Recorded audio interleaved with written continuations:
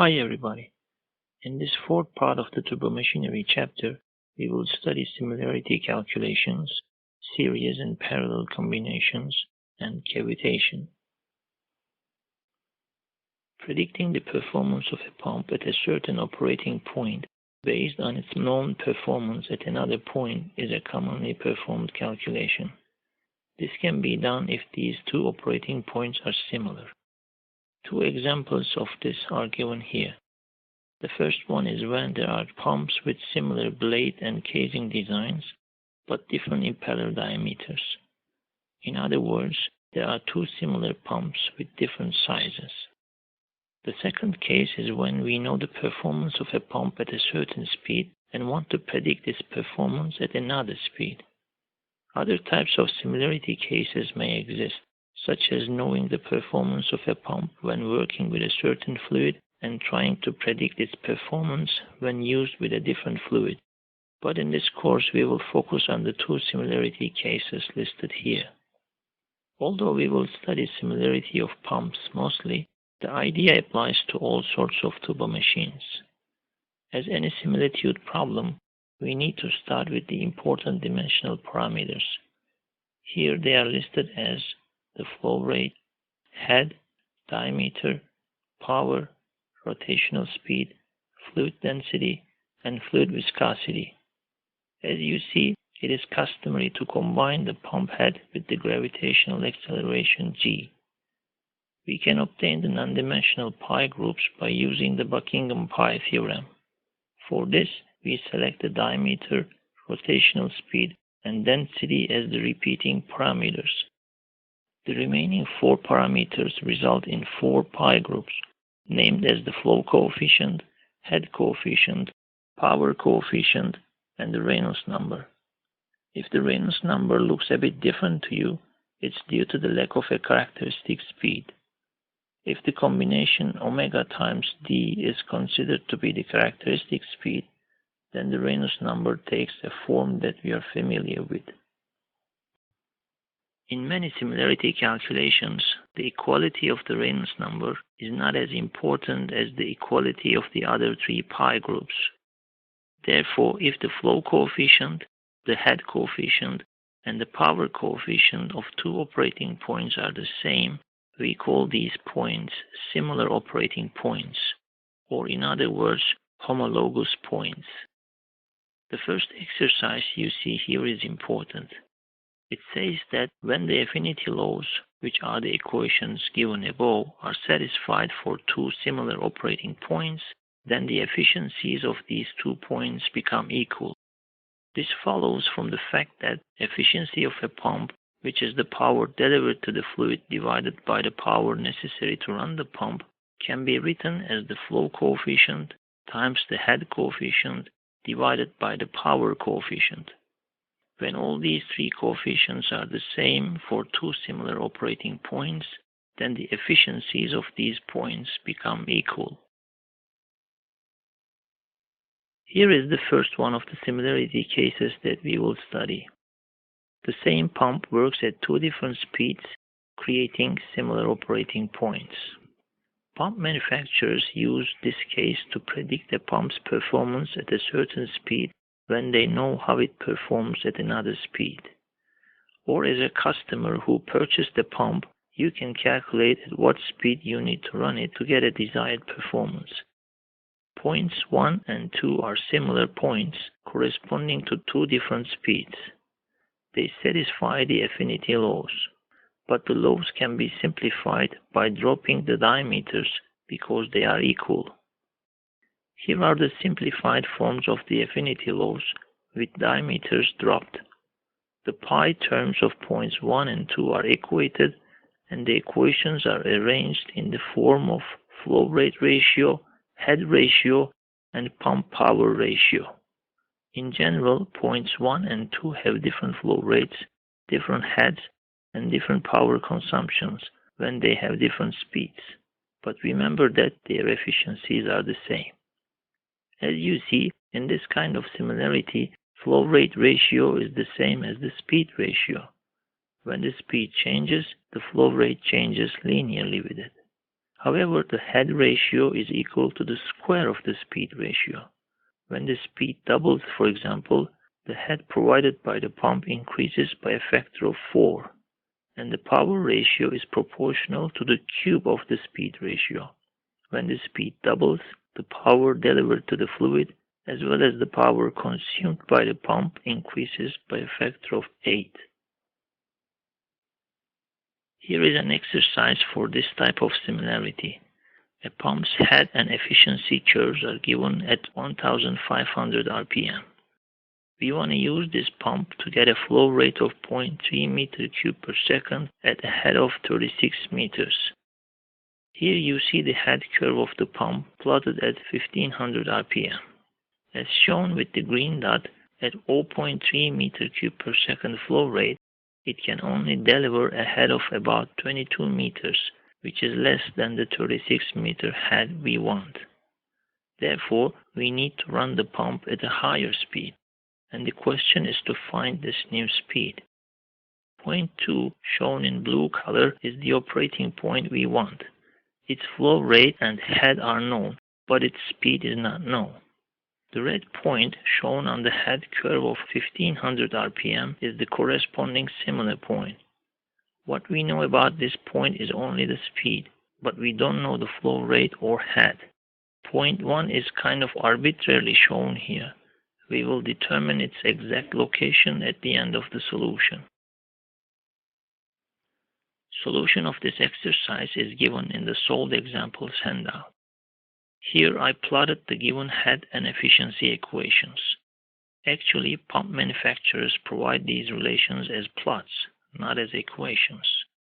If you follow the solution details, you will see that a concept known as locus of similar operating points is mentioned.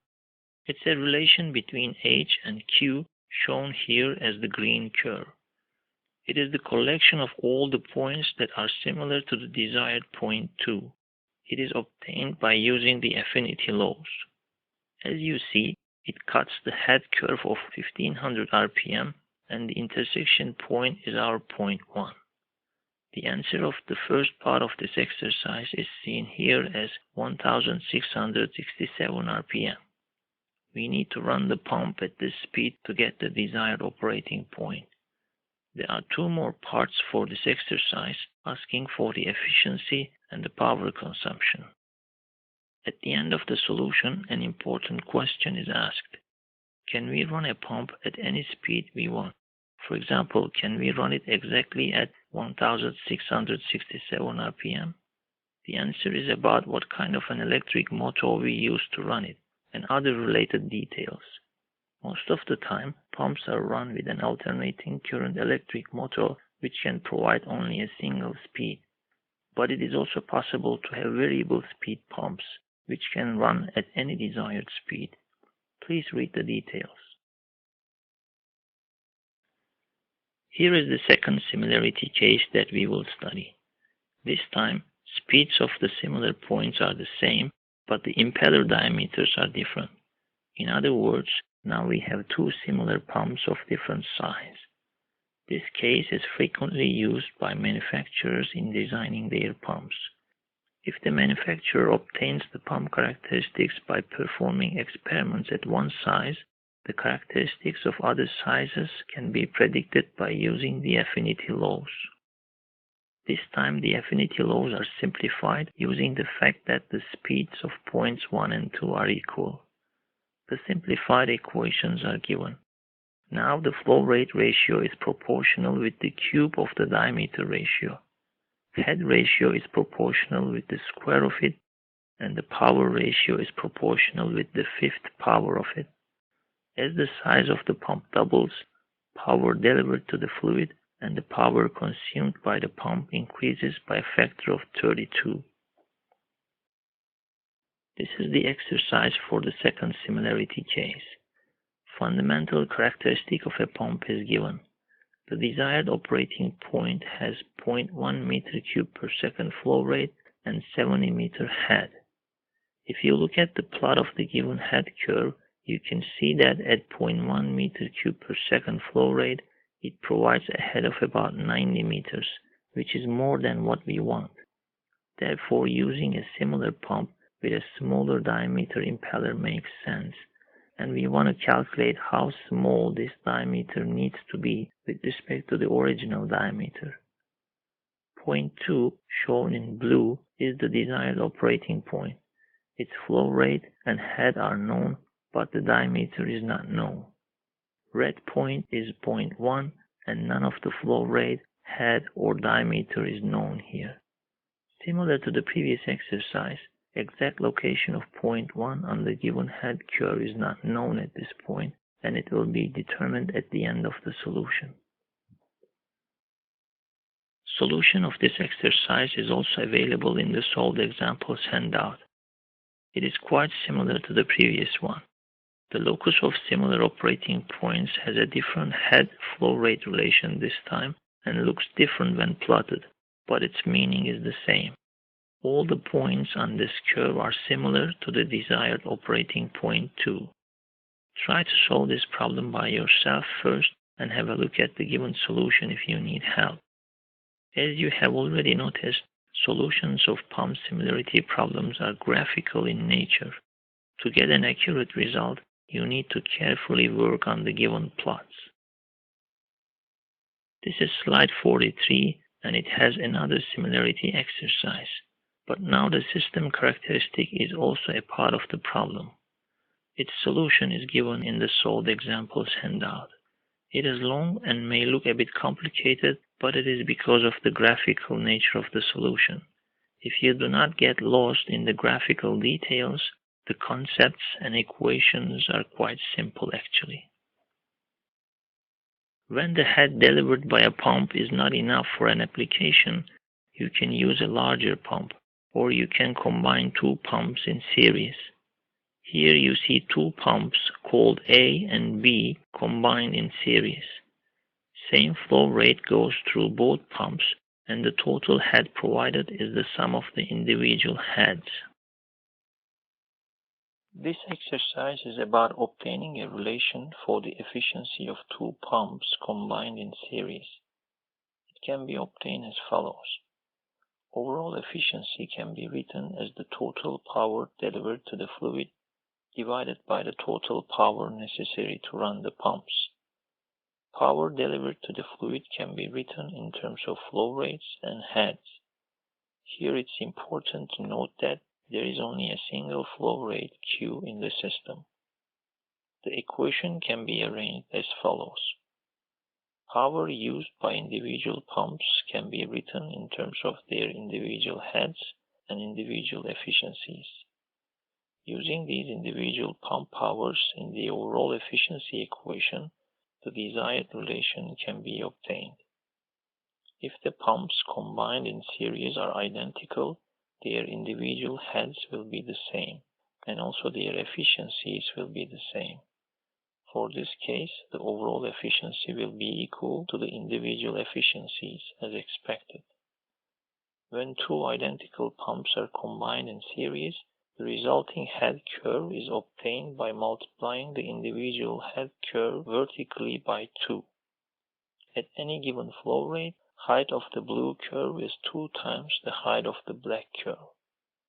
For the shown system characteristic, a single pump can also be used because there is an intersection of the black and red curves as shown by this purple point.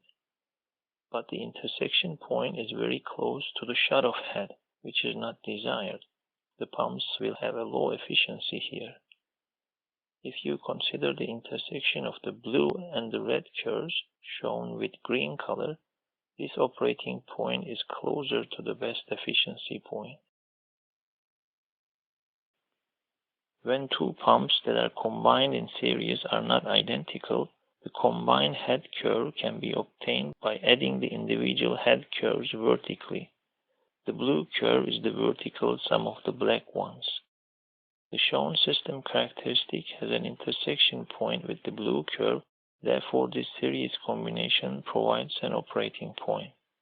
When the pumps are not identical, above a certain critical flow rate shown here with QC, one of the pumps is forced to operate beyond its free delivery point.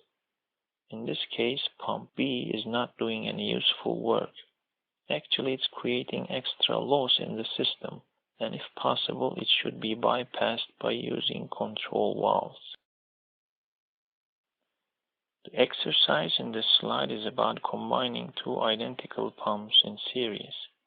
Head and efficiency curves of individual pumps are provided, and the system in which these pumps will be used is defined by providing the total geometric head and the head loss details.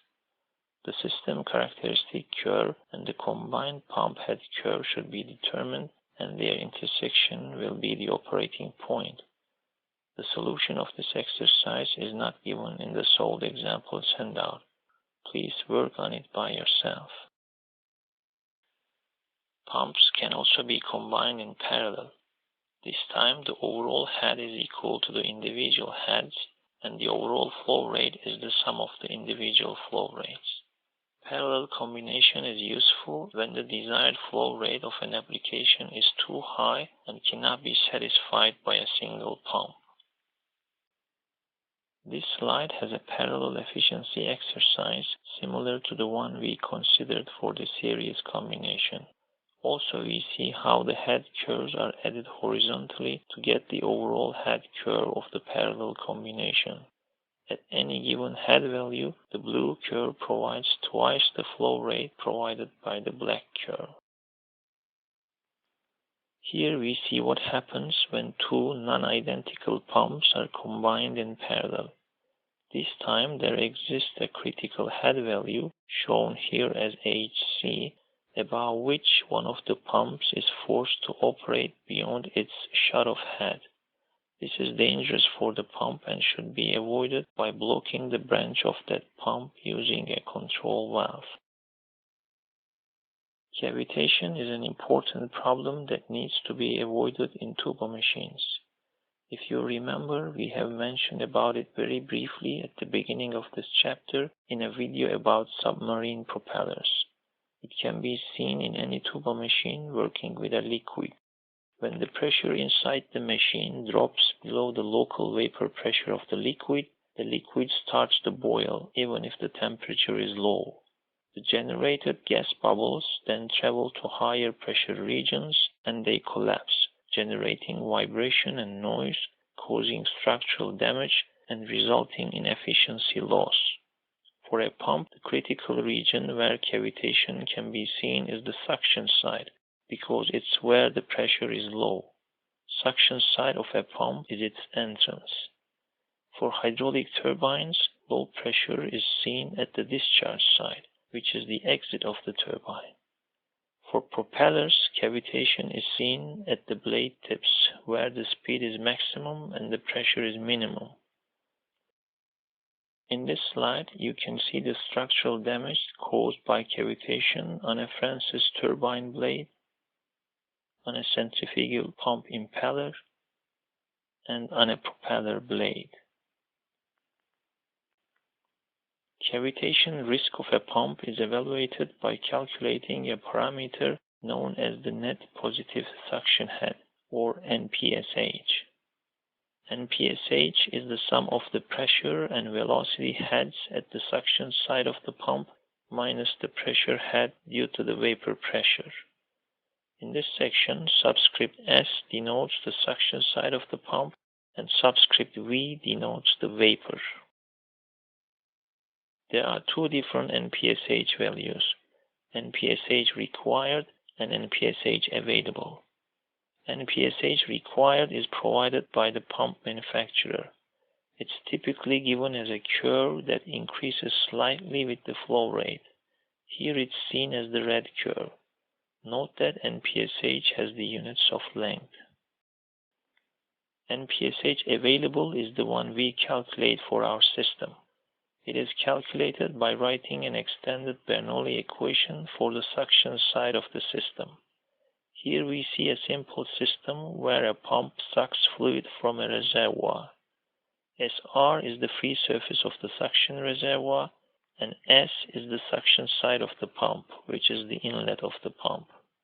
HS is the elevation difference between the points SR and S. Here is the Bernoulli equation written between these 2 points. The last term, HFS, is the head loss in the suction side of the piping system. Pump head is not seen in this equation because the pump comes after the point S. For our system, pressure at SR is the atmospheric pressure, and the velocity of SR is negligibly small, assuming that the reservoir free surface is large. Sum of the pressure and velocity heads of point S can be obtained from the Bernoulli equation, and subtracting the vapor pressure head from this sum gives us the NPSH available of our system. Here it's worth to remember that this NPSH available equation is valid for systems with a large suction reservoir which is open to atmosphere. For a system where these conditions do not hold, the equation would be different. Therefore, you need to know how it is obtained rather than memorizing it.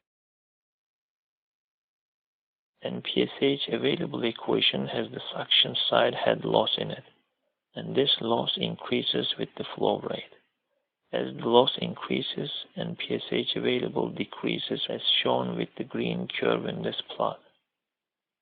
To have no cavitation, NPSH available should be larger than NPSH required. Graphically, this corresponds to the left side of the intersection of the available and the required NPSH curves. If the flow rate is smaller than the flow rate of this intersection point, there will not be any cavitation. But for higher flow rates, there is the risk of cavitation. Here we have 2 important questions about cavitation. Think about them. You can find their answers in the cavitation problem of the solved examples handout. This slide and the next one has 2 cavitation problems. The one shown here is actually a solved example in Manson's book. The example of this slide makes use of the actual data of a pump manufactured by a Turkish company called Standard Pompa. Cavitation problems such as this one typically asks for the maximum allowed flow rate to avoid cavitation. But the NPSH available calculation requires the suction side head loss, which needs the flow rate to calculate the friction coefficient. Therefore, the solution typically requires a trial and error process. The solution of this exercise is not given in the handout, but that of a similar one is provided. Here is the solved cavitation example in the handout. It is referring to a pump called Taco Model 4013, which is an actual pump manufactured by the company called Taco. Performance details of this pump are provided by its manufacturer in a plot like this. This is a rather complicated plot. See the solution of the previous solved example to learn how to read it. What we need here is only the NPSH required data, which is given by this purple curve. It increases slightly with the flow rate. Note that this purple curve has its own small vertical axis, shown here at the top right corner of the plot.